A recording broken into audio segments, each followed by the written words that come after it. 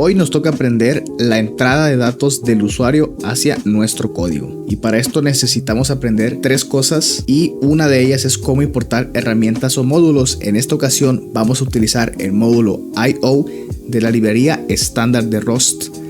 La librería estándar es código que ya nos proporciona el lenguaje para trabajar con él y tiene muchísimas funcionalidades que vamos a ir viendo a partir de ahora. Y nos toca utilizar exclusivamente el módulo IO. Recomiendo muchísimo leer la documentación porque tiene muchos ejemplos y entra muy a detalle de cómo podemos utilizar este módulo, ¿no?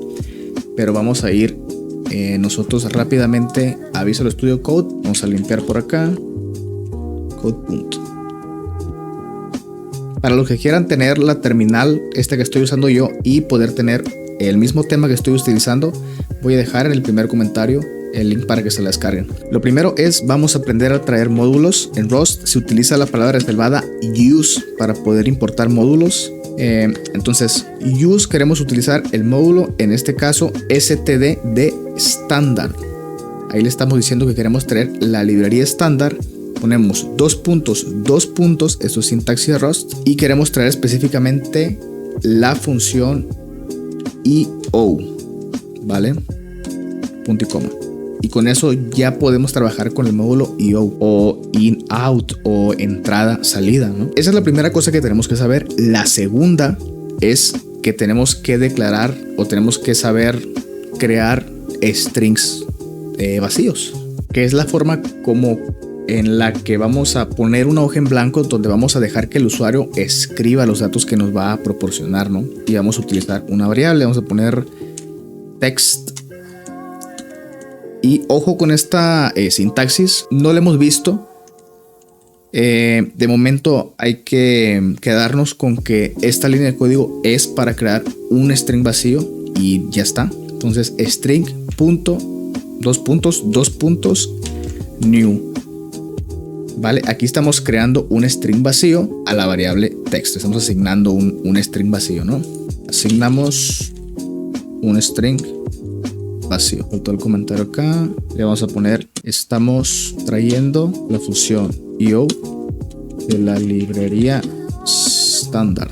Esto que no abrume, lo vamos a ver más adelante sin problemas exactamente qué significa toda esta sintaxis, ¿no? De los 2 puntos y el new y todo esto. En este caso, new es un método que tiene los strings, ¿no? Y la tercera cosa que vamos a aprender hoy es cómo leer los datos del usuario precisamente, y lo tenemos que comprender por ahora tal cual, porque igual la sintaxis no la hemos visto por completo, ese tema de los 2 puntos. Utilizamos el módulo IO que estamos trayendo, que estamos importando acá arriba, y vamos a traer de IO a la librería estándar. De la librería estándar, la entrada std in, 2 puntos.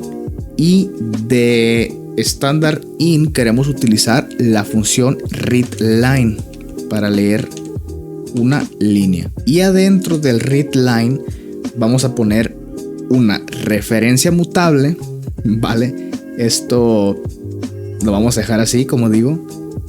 Ya estamos a punto de ver ownership y se va a entender perfectamente esto de las referencias, que es de las particularidades del lenguaje. Pero se hace con el signo de Anderson, donde lo tengo, y mut hacia nuestra variable text.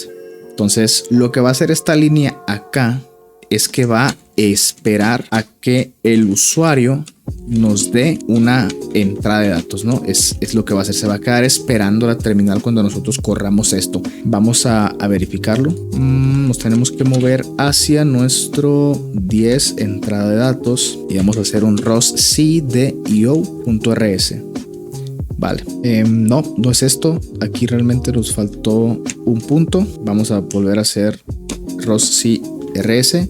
Y acá nos lanza este error que nos dice que la variable no es mutable, ¿no? Entonces lo que queremos es escribir en esta hoja en blanco que acabamos de hacer, pero no le pusimos que la variable sea mutable para reforzar esto de que tenemos que poner especificar en las variables cuando son mutables. Entonces ahora sí nos va a dejar avanzar, ¿no? Esto ahorita vamos a ver, lo del result, pero ahí nos compila sin ningún problema, ¿no? Nosotros podemos hacer nuestro, por acá, IO, ejecutarlo, y vamos a ver que se queda esperando, no rompe, está esperando a que nosotros pongamos la entrada, ¿no? Vamos a ponerle aquí entrada del usuario, y realmente ya tenemos eso de nuestra variable de texto, ¿no? Nada más que no estamos haciendo absolutamente nada con ella. Vamos a printearla para poderla ver, ¿no? Y hacer nuestro primer pequeño programita por aquí. Simplemente vamos a hacer el print line acá abajo y le vamos a poner nuestro mensaje es, y vamos a poner por acá la variable text para poderla ver, ¿no? Vamos a compilar esto con Rust C otra vez y lo volvemos a ejecutar. Nos está esperando y vamos a ponerle saludos desde la terminal. De aquí abajo podemos ver el print, ¿no? Nuestro mensaje es, y lo que escribimos nosotros como saludos desde la terminal. Ya podemos recibir datos del usuario, ¿no? Ya con esto vamos a poder empezar a hacer nuestros pequeños primeros programas, pero eso está muy bien para recibir strings. Pero ¿qué pasa con los números? Ya en un video pasado vimos casting de datos con los números, pero todo lo que recibimos por terminal es un string a final de cuentas, ¿no? ¿Qué pasa si queremos nosotros hacer alguna sumatoria? Pues tenemos que hacer uso del casting de datos. Ahora, en ese video no vimos cómo castear de strings a números, que es lo que vamos a hacer ahora, porque aunque el usuario nos ponga en consola un número, ese número se va a estar recibiendo como string. Vamos a hacer la conversión en un mini programa que vamos a hacer. Vamos a comentar todo esto y vamos a poner una variable nueva que va a ser let current year, y vamos a poner que es 2026. Vale, entonces vamos a preguntarle al usuario que si cuántos años cumple este año, ¿no? Y le vamos a decir, vamos a hacer un cálculo con los que nos lance, ¿no? ¿Cuántos años cumples en este año, no? Entonces nos vamos a traer la misma línea para leer la edad del usuario, pero vamos a quitar el text y vamos a ponerle aquí que va a ser el age, la edad del usuario que nos está diciendo cuántos años cumple este año, ¿no? Y vamos a hacer un print line. Vamos a ver qué mensaje vamos a ponerle por acá. Y le vamos a decir que entonces naciste en el año. ¿En qué año? Pues vamos a utilizar nuestro current year. Le vamos a restar la age o los años que el usuario nos está diciendo que tiene, ¿no? Para poder saber en qué año es el que nació. Si nosotros hacemos esto, nos faltó nuestra línea, nos la vamos a traer igualita para acá. Bueno, vamos a escribirla para memoria muscular. IO, dos puntos, standard in. Queremos la función readLine, referencia mutable, ahora a age. Perfecto. Ahora tenemos un problema con esto. No podemos restar un string a nuestra variable número, ni tampoco podemos castear con el as como hicimos en el video de casting de datos de los números. Entonces vamos a aprender una nueva función para castear, que es el parse. Esto lo vamos a hacer en una nueva variable que le vamos a llamar parse age, ¿vale? Entonces vamos a comentar aquí porque lo que necesitamos para parsear es uno, es tipar hacia qué tipo de datos vamos a parsear y después hacer uso de la función parse, ¿no? Para la edad, ya habíamos dicho también, no podemos tener edades negativas, así es que no nos interesa un is, entonces vamos a usar un U32, por ejemplo. O en realidad podemos usar hasta un U8 en realidad. No necesitamos tanto para representar una edad, ¿no? Todavía la humanidad no llega a vivir tantos años. Bueno, esto va a ser igual a ¿qué? Precisamente a nuestro age.parse, y con solo esto ya le estamos diciendo que lo va a pasar ese string hacia un U8. Y así como este punto parse, hay muchas funciones que vamos a ir aprendiendo. Por ejemplo, esto nos va a causar un error si el usuario nos da un carácter que es distinto a un número, porque no lo va a poder parsear, ¿no? Entonces aquí hay varias cosas, porque otra función interesante es que podemos hacer antes un punto trim, por ejemplo, que es otra función que nos va a quitar en caso de que el usuario, por ejemplo, meta un espacio, por ejemplo, un salto de línea, pero aún así el usuario nos puede mandar una letra, nos puede mandar un símbolo, un emoji, lo que sea, y esto pues no va a poder parsearlo, ¿no?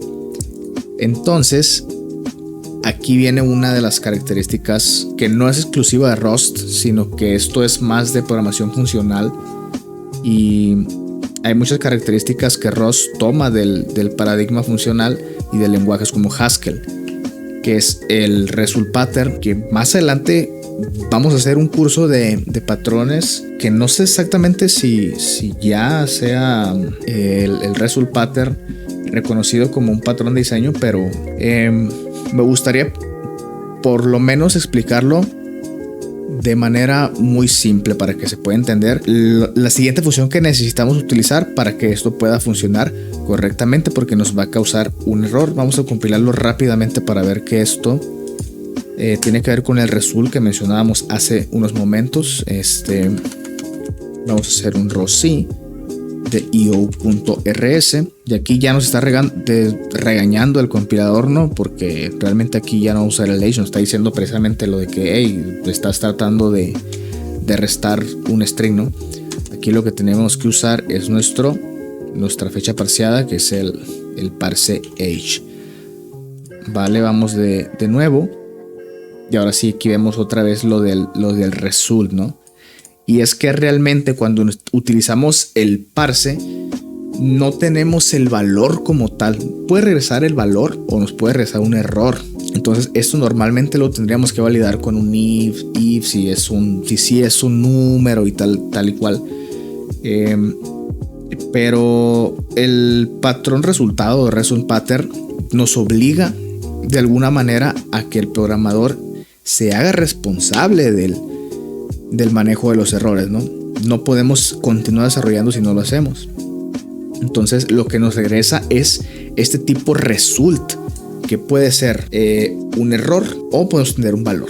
En caso de que se regrese, que la operación falle, nos va a regresar un error, y si va bien nos va a regresar un value, ¿vale? Y accediendo al value, ahí ya podemos hacer lo que nosotros queramos con ello. Quiero que lo veamos un poquito más gráfico. Le he pedido a Grok que nos haga un gráfico. Entonces la función parse nos regresa un result. Nosotros con el result no podemos hacer absolutamente nada. Entonces tenemos que manejar ese error, y hay muchísimas maneras, o diferentes maneras más bien, de manejar los errores o de manejarlos correctamente. Lo que vamos a aprender por ahora es el unwrap, que incluso es hasta mala práctica. Esto está bien para algunas pruebas, pero el unwrap simplemente nos va a ayudar a hacer esta validación y aventarnos un error genérico, ¿no? Es como decir, no me importa lo que pasó, simplemente lánzame un error genérico o dame el valor, ¿no? Más adelante ya veremos las maneras correctas de cómo hacer un manejo correcto de excepciones, ¿no? Y también es muy interesante el tema del result pattern, que lo veremos también más adelante. La idea es hacer un curso de patrones de diseño, ¿no? Con esto, viéndolo ya visualmente, vamos al código. Vale, entonces lo único que tenemos que hacer es utilizar el punto unwrap, y ahora ya vamos a poder tener el valor, y ahora sí nos debería de compilar sin ningún problema, ¿no? Vamos a ver esto. Ok, ahí nos está marcando un error. Vale, es que estamos poniendo que un U8 y no podemos, hay incompatibilidad de tipos, ¿no? O le ponemos a este U32, o también, bueno, no lo podemos pasar a U8. Así es que Vamos a ponerle que sea un i32 nada más para quitarnos de encima la incompatibilidad de tipos y poder hacer la resta, ¿no? Ahí nos compila sin ningún problema ahora sí, y vamos a utilizar el io.exe. Ahí nos pregunta cuántos años cumples este año, ¿vale? Vamos a ponerle que 25. Y entonces naciste en el año 2001, nos dice. Ahora ya estamos recibiendo datos del usuario, estamos pudiendo recibir números y empezar a hacer cositas ya con ellos, ¿no? Y en este caso una pequeña resta y un programa bastante básico, pero ya en el siguiente video vamos a conocer a Cargo, y con todo lo que hemos aprendido ya podemos empezar a hacer cositas muy interesantes y empezar a hacer programas un poquito más elaborados, ¿no? Atentos porque voy a estar subiendo videos sobre los Roslings, ¿vale? En el primer video ya explico qué son Roslings, pero es complemento para poder poner a prueba todo lo que hemos estado aprendiendo hasta ahora, porque aquí estamos terminando los essentials y con esto podemos hacer muchísimas cosas ya con el lenguaje, y también de aquí en adelante ya empezamos con los primeros conceptos específicos de Rust que lo hacen único, y vamos a empezar a entender lo que es el ownership.